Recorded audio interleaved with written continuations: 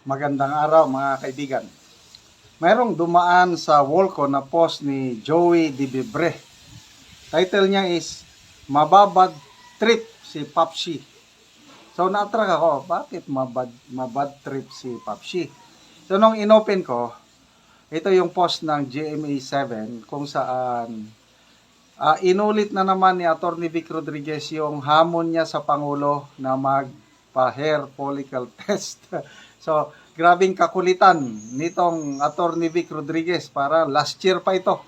Palagi niyang hinahamon ang mga government officials to include the President, magpa-test na kayo ng buhok. Sabi niya. So, pakinggan natin ito. Sample lang sa pahayag ni Atty. Vic Rodriguez. Mamayang gabi, mapapanood yung buong, parang debate ito ng mga senatorial candidates, programa ng GMA7, para makilatis natin ang mga kakandidato. Mamayang gabi, alas 9, itong buong debate ng mga senatorial candidates. Ito, sample, paulit-ulit na hamon ni Atty. Vic Rodriguez. Ngayon ng dalawang nagbabangga ang pamilya sa politika. Ito ay tunay na nangyayari at nagaganap sa ating bansa. Kaya ako ay naninindigan na dapat sumailalim ang lahat ng opisyal ng pamahalaan at simulan natin sa tanggapan ng Pangulo para matapos na ang istoryang ito sapagkat ito'y interes ng lahat ng Pilipino. Sumailalim na sa isang open, fair, transparent, and credible hair follicle drug test ang lahat. Ang usaping droga ulit lang. Ngayon ng dalawang nagbabangga ang pamilya sa politika. Ito ay tunay na nangyayari at nagaganap sa ating bansa. Kaya ako ay naninindigan na dapat sumailalim ang lahat ng opisyal ng pamahalaan at simulan natin sa tanggapan ng Pangulo para matapos na ang istoryang ito sapagkat ito'y interes ng lahat ng Pilipino. Sumailalim na sa isang open, fair, transparent, and credible hair follicle drug test ang lahat. Ang usaping droga ay hindi. Okay. Marami ang nakakapansin nito Kung si Atty. Vic na ang ini-interview, kahit sinong nag-i-interview, dire-diretso yung sagot niya, straight to the point, walang paligoy-ligoy, parang yung stock of knowledge niya, yung wisdom niya, grabe kung sumagot, nakakabilib. Ang isa sa mga astig na mag-interview, yung pag hindi ka marunong, maano ka talaga, malitagan, mahuhuli ka, si Karen Davila. Sa harapan 2025, tinanong na yan ni Karen Davila na, di ba kayo, Atty. Vic, yung pakita noon yung drug test result ng candidate BBM na sinasabi niyong positive? Bakit ngayon nag-ano ka na ng drug test? Sabi niya, para once and for all, diretso ang sagot. Para once and for all, maklear na yung issue.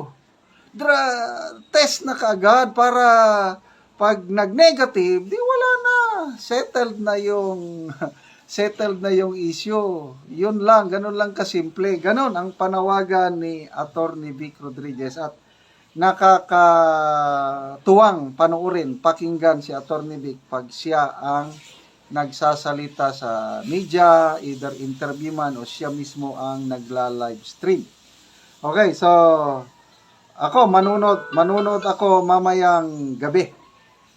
Itong full live interview ni debate ni Atty. Vic with his fellow candidates sa pagkasenador.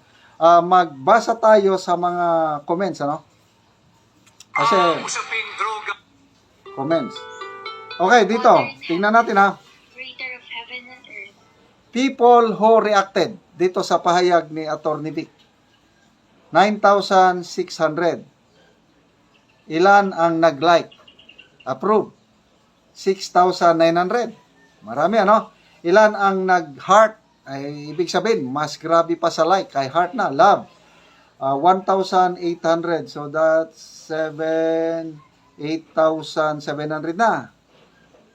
So ang daming bumibilib kay Atty. Vic, and then may tumatawa rin 738. I don't know kung sinong tinatawanan, si Atty. Vic ba o si PBBM na ayaw magpa-test kasi sabi niya wala daw correlation, walang connection yung public office and public trust doon sa pag-testing sa buhok. Okay? So, makikita nyo yung reaksyon ng tao. And then, ito, yung mga reaksyon.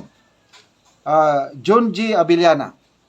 Sabi niya, tignan ninyo kung ilan ang reaksyon ng tumawa at nag-heart and like. Yun, sinabi ko na. Talagang solid Duterte pa rin ang taong bayan. So, halos ang nag-like, ang nag-heart at nag-tumawa, tinatawanan ng Pangulo, halos 98%.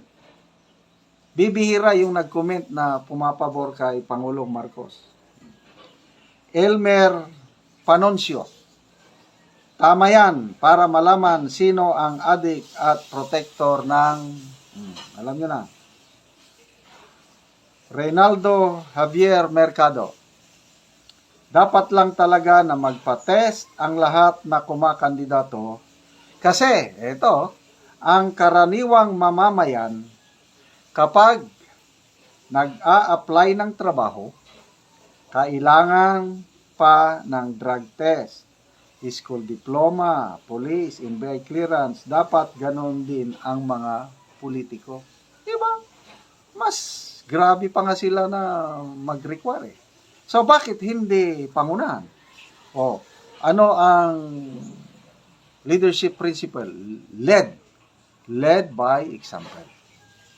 Napakadaling sumunod ang mga tao pag ang leader nila ginagawa niya yung dapat na gawin.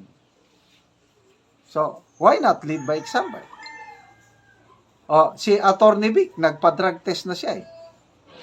Last year pa niya, pinapakita niya yung drug test niya. So, Congressman Paulo Duterte, nagpa-drug test na. Si Congresswoman Migs Nograles. Yan na, may mga, bakit ayaw ng mga government official na magpa-testing? Charlie Borling, sabi niya, pero bakit ayaw ni BBM? Masyado ng halata.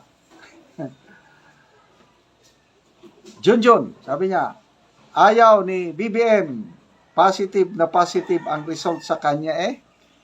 Kung talagang hindi siya gumagamit, magpa-drug test ka. Umpisahan sa iyo at dapat naka-publicity pati ang result.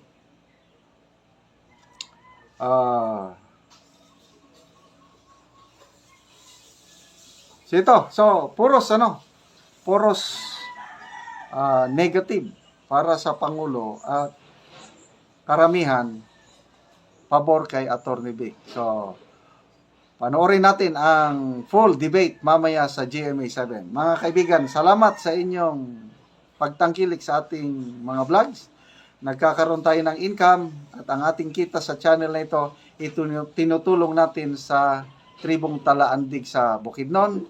Namimigay tayo ng libreng yero at pako at nakakapagpatayo sila ng bagong bahay or nare-repair nila ang kanilang sira-sirang bahay.